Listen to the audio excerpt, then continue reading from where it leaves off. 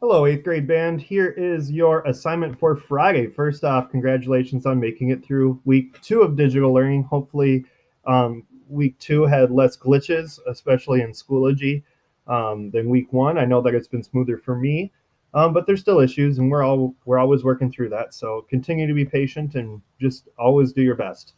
First off, in our distance learning folder for April 6th through April 10th, there is a new folder. And what color is it? It's yellow. Okay, assignment for April 10th. So go into that folder right there. And then we have our assignments loaded up as well as your instructions. And this video will be available in this folder as well. Okay, so let's take a look at our directions. Slow to load this morning. There we go. All right. Here's our assignment for Friday. First off, as your warm-up activity, you'll complete another sight reading factory, another 4 measures.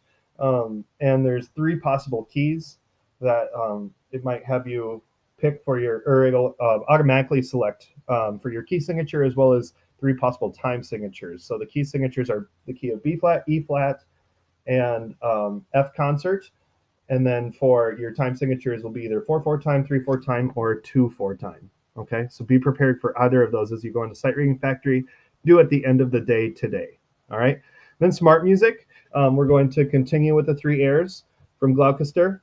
Okay, and I'm reassigning the part from yesterday with the goal that we're always improving and taking comments into consideration. I hope to be writing comments back to you guys before this, but I also have a lot of grading to catch up on. So we'll see. We'll see if I can get comments back to you. If not, continue to work on the beginning part, as well as we're going to extend a little bit farther into the piece and play up to measure 43. So the new section is measure 33 to 43, but the assignment will be from the beginning to measure 43. Okay. And actually, a little bit before that, 25 to 43 is actually all new stuff. Okay. So first off, here's a couple of notes for you. You kind of get to see into like a rehearsal planning process because these outlines are kind of how a lot of conductors will plan out rehearsal. And so you're basically getting the rehearsal notes just in a written form. Okay. So measure 25 to 33. In this section, it's really all about the flutes. The flutes have the melody here. Really pay attention to the articulations because that's a lot what there's a lot of stuff written into these articulations, accents, slurs, staccatos, and all that stuff is really important when we're considering more of the technical side of this piece. Okay. For example, the flutes. Let me go to the flute part in smart music. Okay, we're looking at measure 25. Okay, every single note except for this guy and this guy has an articulation written. Slurs, okay, and you see these slurs kind of happen throughout between quarter notes. They always start with an accent. So hit the first one hard and then slur into the quarter note. Dia, dia, okay? Then eighth notes all have staccato, so you're going to want to keep those really, really light and bouncy. If you listen to the recording of this, it will kind of put that into context. Or there's also that really cool tool out there called YouTube where you can listen to a bunch of different bands playing this piece.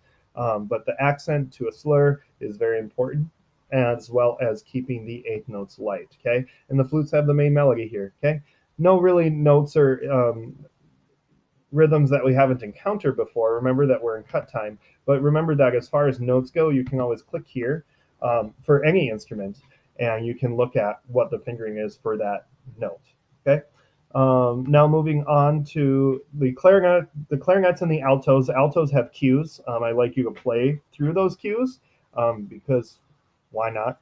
And then horns. You guys just have these kind of flowing half note passages. Let me pull up a clarinet part real quick to kind of show you what I'm talking about. Okay. Looking at measure 25, I guess slogan, that means coffee break, right? All right. Scroll down to measure 25 and look at that slur. That is one long slur. You should take a nice big breath before playing this and try to play this all entirely in one breath. Okay. And the slur covers 4 measures. Not only is it a technical thing where you should actually not be tonguing, you should only tongue the first note of the slur and then the rest. Your change in note should not be articulated with your tongue, but it should be all on your fingers. But the important thing here too is it also is showing our phrase lines. We're in four measure phrases, okay? And that's really important because the flutes are playing this fast stuff, and you guys are carrying that phrase forward and kind of defining where that phrase is, okay? And that brings us really up to 33, okay? The only other thing is the baritone part.